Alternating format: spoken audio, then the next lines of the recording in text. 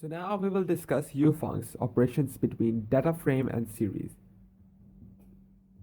So when you are performing operations between a data frame and a series, the index and column alignment is similarly maintained. So operations between a data frame and a series are similar to operations between a two-dimensional and one-dimensional NumPy array. So consider one common operation where we find the difference of a two-dimensional array and one of its rows.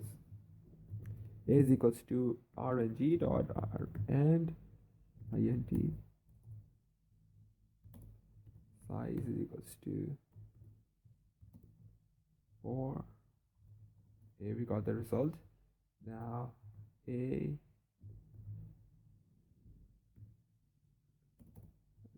square bracket 0. So according to NumPy's broadcasting rules, subtraction between a two-dimensional array and one of its rows is applied row-wise. So in Pandas, the convention similarly operates row-wise by default. Let me show you. df is equals to pd dot data frame.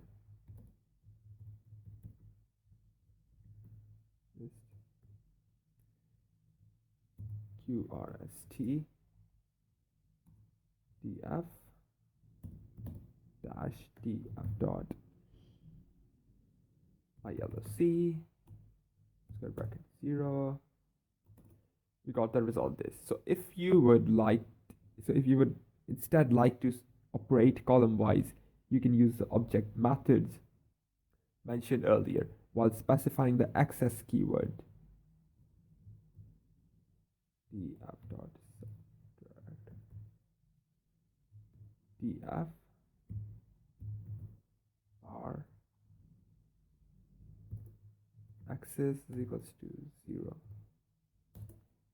So now note that these time data frame and series operations, like the operations discussed before, will automatically align indices between the two elements. Let me show you here.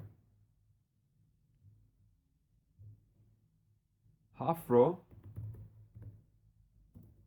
df dot ilc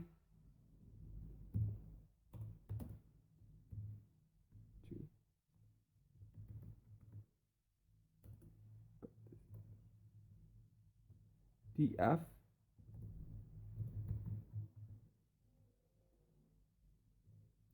so this preservation and alignment of indices and columns means that operations on data in Pandas will always maintain the data context, which prevent the types of silly errors that might come up when you're working with heterogeneous and or misaligned data in raw NumPy arrays. Okay, so